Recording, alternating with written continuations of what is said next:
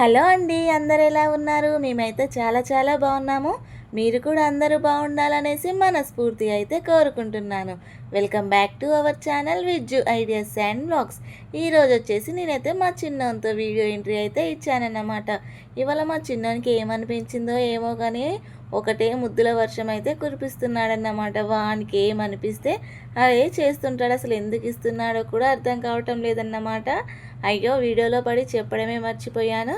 నా వీడియోస్ని first time చూస్తున్న వాళ్ళు ఎవరైనా ఉంటే ఖచ్చితంగా సబ్స్క్రైబ్ అయితే చేసుకోండి. అలాగే నా వీడియోని చివరి వరకు చూసి మీకు నచ్చితే కనుక లైక్ చేయడం మాత్రం మర్చిపోకండి. ఈరోజు వీడియో వచ్చేసి అయితే నేను నా మార్నింగ్ రొటీన్ అయితే చూపిస్తున్నాను. అస్సలు అయితే నైట్ పడుకునే ముందు రేపు ఏమేమి పనులు చేసుకోవాలనేసి అయితే ఒక ప్లానింగ్తోనే నేనైతే పడుకుంటానన్నమాట. ఏదో పెద్ద చేసేదానిలాగా. కానీ తెల్లారి చూసాకైతే ఈ ఎండలకు అస్సలకు పనికే చేయాలనిపించలేదు. ఏదేదో చేద్దామనుకుంటాను కానీ ఏం చేయడం లేదన్నమాట. అన్నీ పోస్ట్ పోనే వేసుకుంటున్నాను. ఏదో డైలీ చేసుకునే పనులే చేసుకుంటున్నాను. చేయాల్సినవి అయితే ఇంకా చాలా ఉన్నాయి కానీ తర్వాత చేద్దాంలే అనేసి అయితే పోస్ట్ పోన్ చేస్తున్నాను. అందులో ఇప్పుడు సమ్మర్ హాలిడేస్ కాబట్టి ఇక ఈ పిల్లలతోనే సరిపోతుంది నాకు. నార్మల్గా అయితే పిల్లలకి స్కూల్స్ ఉన్నప్పుడు అయితే ఈ టైంకి అయితే నాకు వంట కంప్లీట్ అయిపోయేది.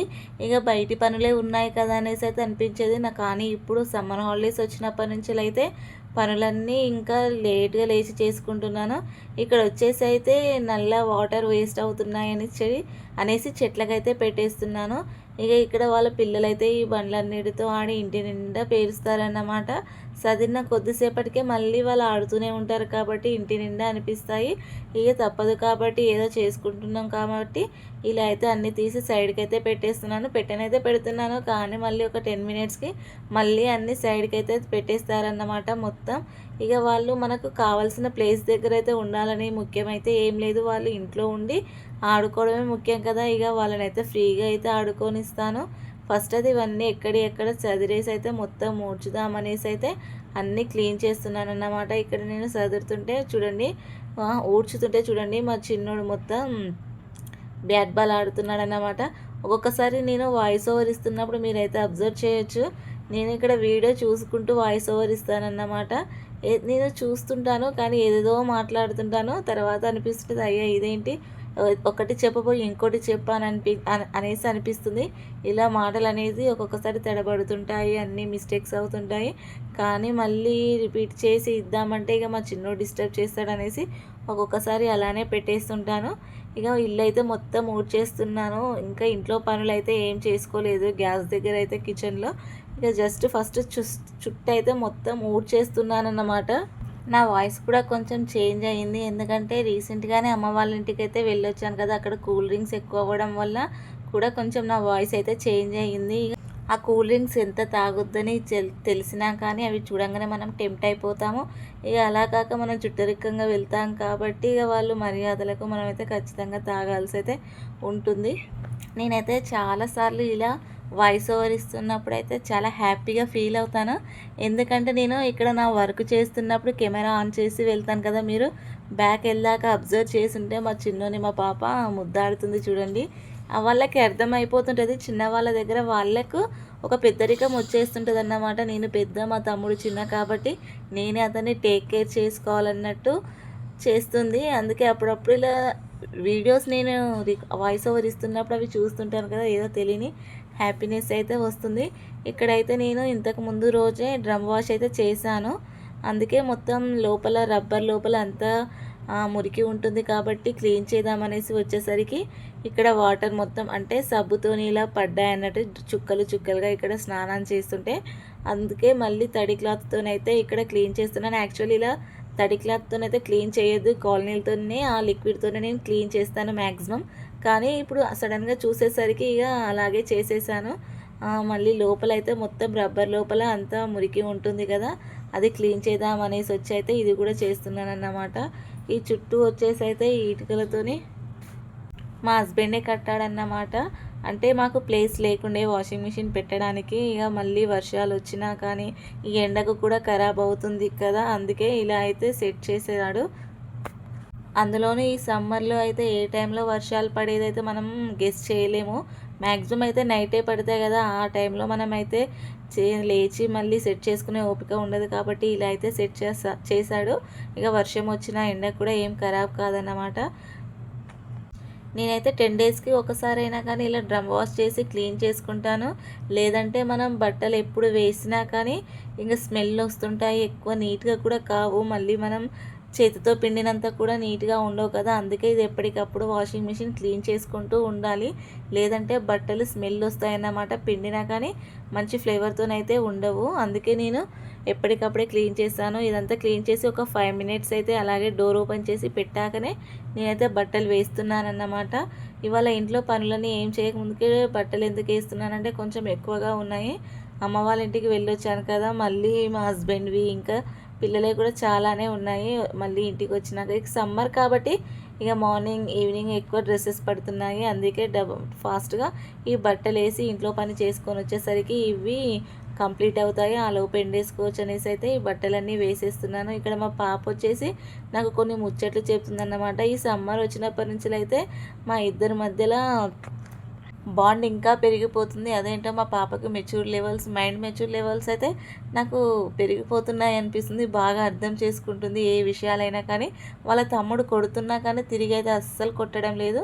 ఇక వాడు చిన్నోడు తెలియక చేస్తున్నాడు అనే మైండ్ మెచ్యూరిటీ అయితే ఆమెకు వచ్చేస్తుంది. ఇక బట్టలు వేసేసి అయితే ఇంట్లోకి వచ్చి ఫస్ట్ అయితే బాసనలన్నీ తోమేస్తున్నాను. ఈ సమ్మర్ హాలిడేస్ వచ్చినప్పటి నుంచి అయితే అసలు నైటే నేను తోమడం లేదు. ఏదో బద్ధకం అయిపోతుంది అంతా. అంతకుముందుకైతే అన్నీ నైట్ తోమేసుకొని స్టవ్ మొత్తం క్లీన్ చేసి పెట్టుకునేది.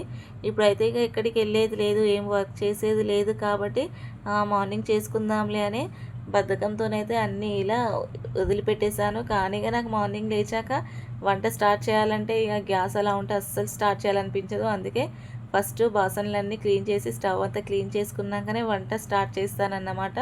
ఈరోజు వచ్చేసి అయితే టిఫిన్స్ ఏం చేయలేదు, నార్మల్గా అన్నం కూర అయితే వండుదామనేసి ఇక్కడ పాలకూర అయితే కట్ చేసేసుకుంటున్నాను.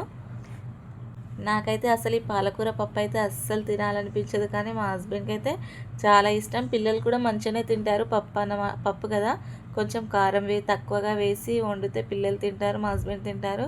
ఇక నా ఒక్కదానికే ఇష్టం ఉండదు, కానీ ఇక వాళ్ళ కోసమైనా ఇంట్లో వండుతాను. మళ్ళీ నా కోసం సపరేట్గా అయితే ఏం వండుకొని ఏదో తినట్టుగా కొంచెం అన్నం అయితే తింటాను. ఎప్పుడైనా సరే ఇందులో పెసరపప్పు అయితే వేసి వండేది. ఇక నాకు ఆ పెసరపప్పు వేసి వండితే నాకు ఆ ఒక్క ముద్ద కూడా తినాలనిపించదు. అందుకే ఎర్రపప్పు అయితే వేస్తున్నాను.